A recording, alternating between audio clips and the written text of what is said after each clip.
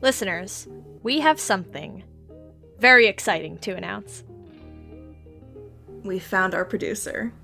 There's someone you might know about. Someone who's been doing audio fiction for a while. Someone who is brilliant and badass. Someone we've all wanted to work with forever. 2 Twitter questions. Perfect. Do it. One of which is Lucy asking to know who the producer is It's and me. guessing Julia. Hey, what's up? This week on Scoring Magic, we'll tell you all about how we brought on our producer, Julia Schaffini. Bow, bow, bow.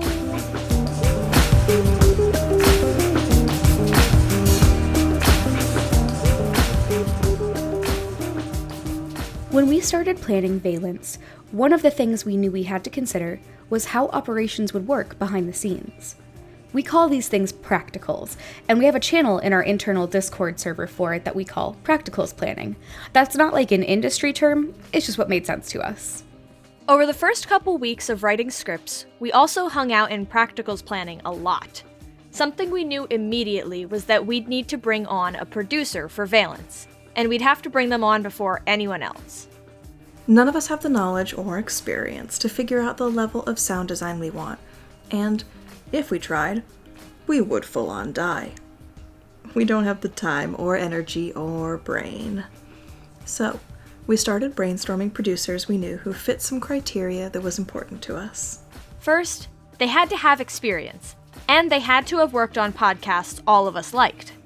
We needed someone to produce intricate scenes with crowd noise, realistic dialogue, and yes, what magic sounds like. So we had to make sure they had all the skills to figure that out, or to tell us when we were absolutely bonkers and needed to dial things back. Second, they had to be someone we could actually budget. Hug House is a brand under our LLC, Podcast Problems, and we decided as a company that we didn't want any pro bono work at all. This meant that we had to really be aware of compensating our producer fairly. And third, they had to be someone who made sense in the Hug House family. We wanted someone we knew well, someone we trusted, and someone who fit in with our mission statement and ethics as a company. One name came to mind pretty immediately. Julia. Julia Schaffini has been doing audio fiction for a long time, but mostly just voice work until recently. In October 2018, though, she started doing production work on Janus Descending, an intricate and innovative space opera. Then, she started producing Honey Roast, a sweet, tender, non-fiction podcast. We'll link both of these and Julia's site in the show notes. Our main worry was that Julia would be way outside of our budget. We had marked her as our pie-in-the-sky option, but we decided it would be better to try than to be self-defeating. We talked over some options, assuming we'd have to go with our second or third choice. So, fueled by adrenaline, we sent Julia a proposal email that was pretty sparse. Just, hey, would you perhaps want to collaborate on something with us? When she said she would, we sent her a non-disclosure agreement so we could tell her more about Valence. When that was signed, we sent her an abridged version of our show Bible. Okay. Hi, friends. Oh, Hi. So, I don't know if I should talk yet. You should! Okay. Hello. Hello. So we have with us Julia Schaffini, because Julia, we've brought you on as our producer for Valence. What? When did this happen? I signed nothing. I don't know what's happening. It's okay. I bought your soul from the demon. Oh, sweet. Yeah. I'm glad the demon is acting as a good middleman manager kind of situation here, so. Yeah, it worked really well. They've got like an app now, so it's pretty seamless. Good, I'm glad. It's like the Fiverr, but for my soul. Yeah. So first step was, did we meet about it, the three of us? Or did we just talk over Discord? I think we just talked over Discord. I think it might have been, yeah. It all happened really fast. Yes, it did. So we talked over Discord, and then I think our plan was to reach out to you and then a few others if you turned us down for whatever reason.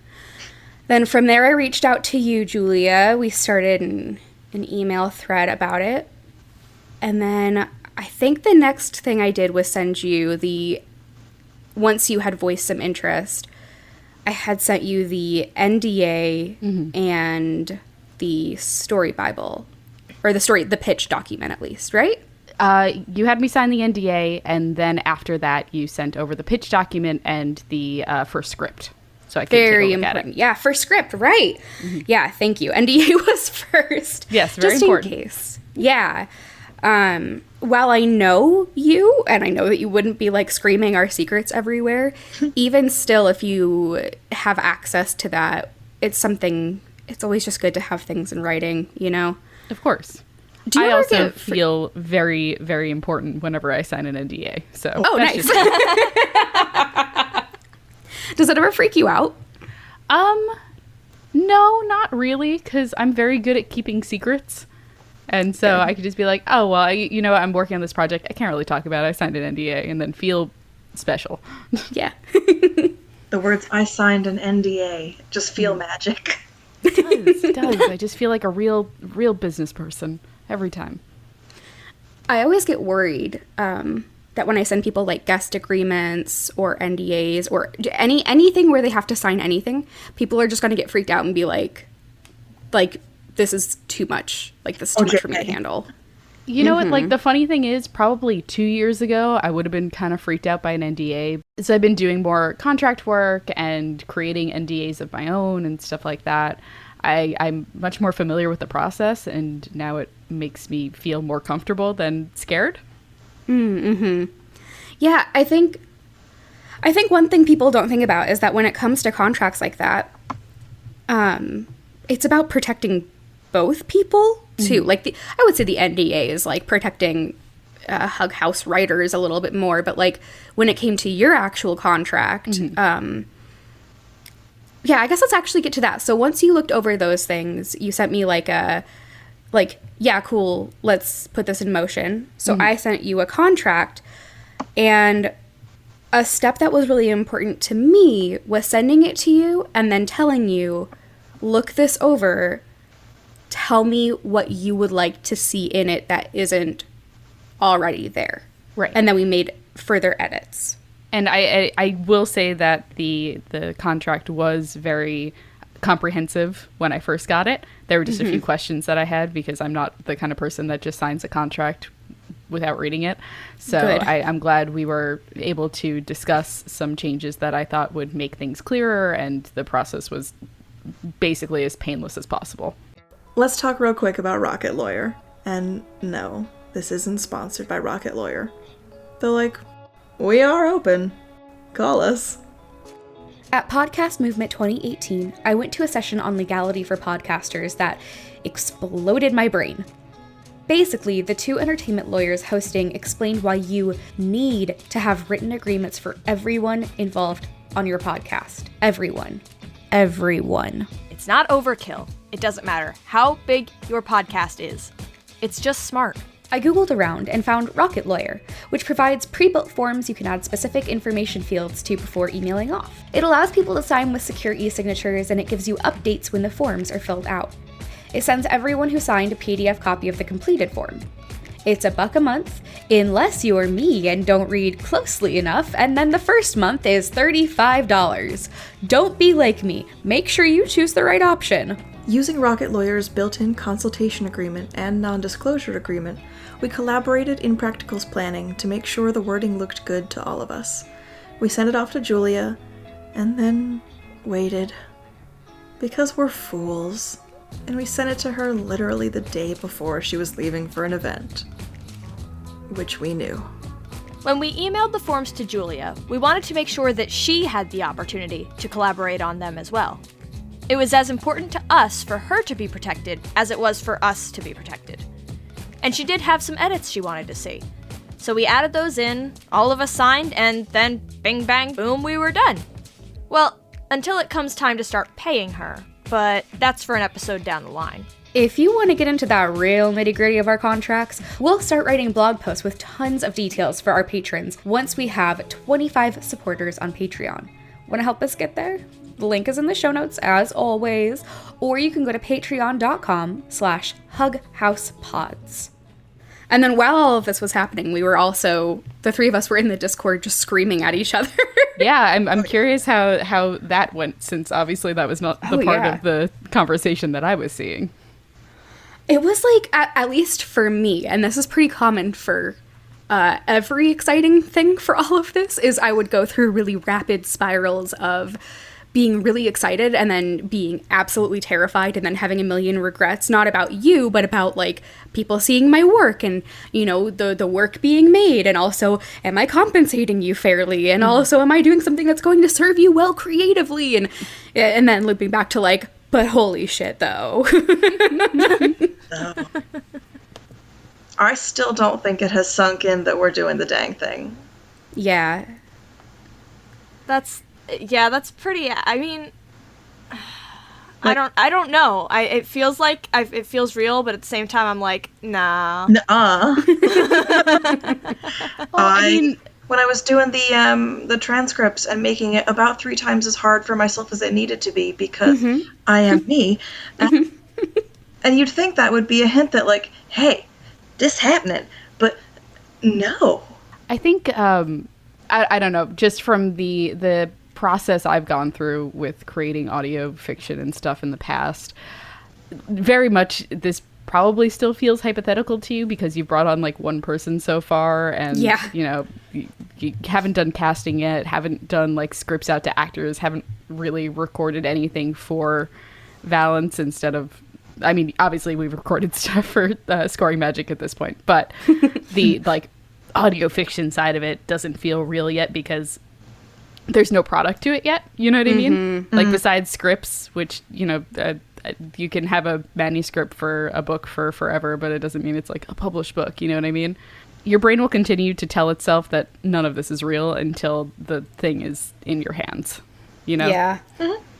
I just want to listen to it immediately. Right? Right now. Yes.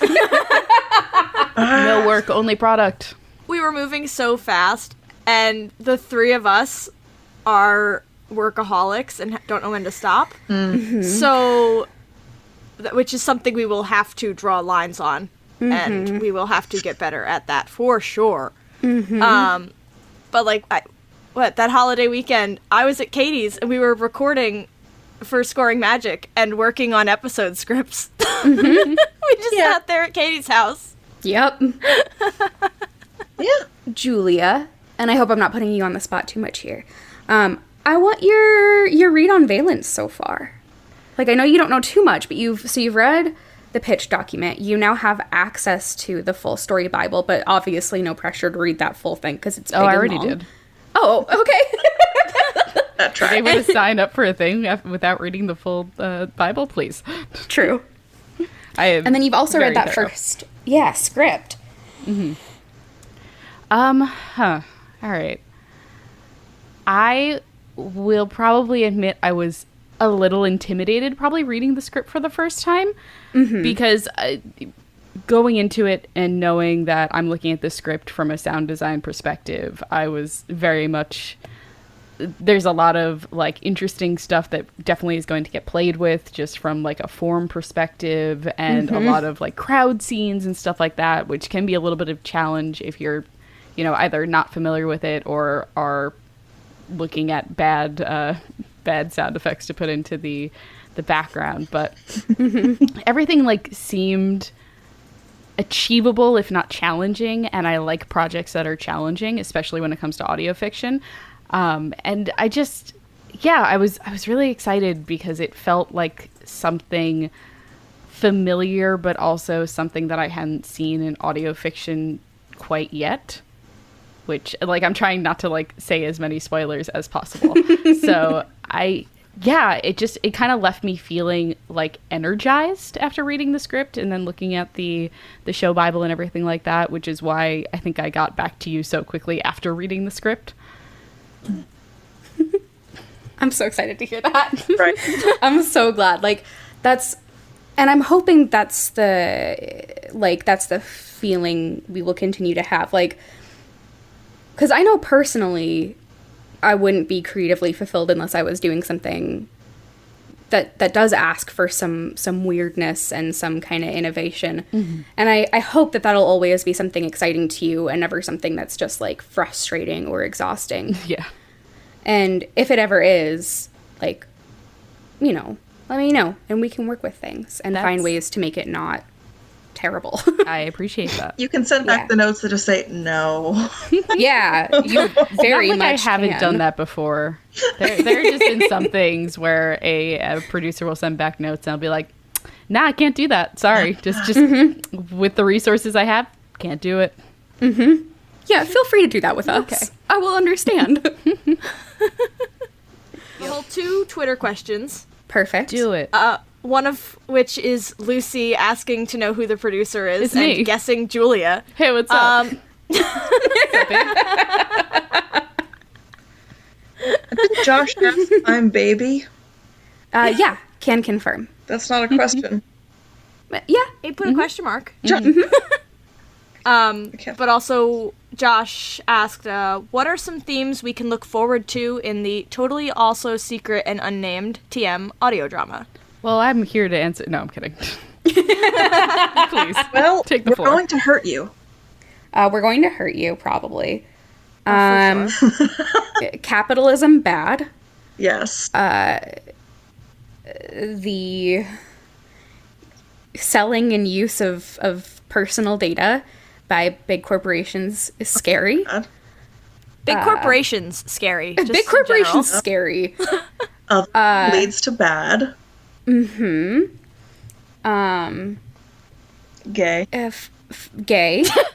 Found family good. That was my favorite part of it. Yeah. Good. All the other parts very good, but found family. Found family good. Yeah. Also, mental illness. Difficult. Not good, not bad, just hard. An ever-evolving difficult. challenge. And I think probably like biggest theme is like caring about things is good, But not including without yourself. challenges. but not without challenges. Mad's question was, what has been the major difference in creating Scoring Magic and Valence? Since they're different genres, has making one helped you with aspects of the other or made certain parts more difficult? For me, I can say that because I've done more editing in the last couple of months than I have in a while, both between Scoring Magic and doing some production work on Radio Drama Revival, I think I have a slightly better scope of what sorts of things to write in a script for sound design purposes and what sorts of assets are available out there for those things. Which means, Julia, you will notice that in scripts, all of them but one, you're going to have a lot fewer crowd scenes. Thank you. You're welcome. Appreciate it. Yeah. Yup. I was just looking at that. I'm like, oh man, the Foley for that's going to be fun. Yeah. Yeah. And I think the fact that Scoring Magic is happening now and through it, people know Valence is happening. I want Valence to happen now! I know. I'm so impatient. I'm dying. Which, like, there's not a way to fix that. I'm just gonna be a grumpy baby until whenever Valence happens. Bringing on a producer is intimidating. You're inviting someone to look behind the curtain without knowing for sure how they'll react. That said, we actually found it pretty easy and really exciting in between the moments of, oh no, what have we done? It's all too real now. If you're looking for a producer, your first step should be to figure out your budget. How much can you afford to pay your producer, and how intricate will your production be? If you make ongoing money from supporters, how much of that will go to your producer? Always, always, always try to find ways to compensate everyone on your team fairly. Next, listen really closely to the podcasts you love. Are there any podcasts you love that have a similar sound to what you want? Do you notice that a lot of your favorite podcasts are produced by the same person? Do some research on them and get into contact with them. Once you've already discussed over a few emails, making sure you lay out plans for your production and payment, send them along a written agreement. We use Rocket Lawyer, but something is always better than nothing. If you can afford consulting with an entertainment lawyer, go for it. And also give us money on Patreon, please. We already knew Julia was going to be the perfect fit for our team, but because she's our producer, that meant she had to answer our big question. So, what does magic sound like? Well, I think that's a question for you first. You know, that's true. Because, I mean, the genre of fantasy and the genre of magic and, like, the urban sci-fi fantasy, it varies so intensely that it really is going to come down to just what you picture in your mind and what vibe you want it to be. And then we work to create something that is practical, that exists in the world already, but is transformed into something that feels otherworldly. One thing I had talked about, like a million years ago when I first started thinking of doing anything, was, so in the books that Valence is going to be adapted from, people's magic had different colors. And I thought a way to translate that feel where we could kind of, like, you could hear who was casting what. Yeah, because I think that unless we have something that's going to distinguish different characters from each other in the magic, then it's going to sound really, really, really confusing down the line. I'm curious if that comes down to something where they have the same baseline and then it accents or it pitches differently depending on who's using it. Julia Schifini, everyone. Hello. Julia good. Julia good, actually. Julia's so good. You're hired. Whoa. Let me sign those papers right now. Did I get an NDA yet? I don't remember. A few days later, Julia asked us for examples of what properties certain characters' magic had. She wrote in our Discord, "I'm gonna have a little fun this upcoming week." She sent us some samples. I cried. I didn't cry. But I did have to get up and walk off all of the emotions I suddenly had. Sometimes you just gotta do a lap around the apartment.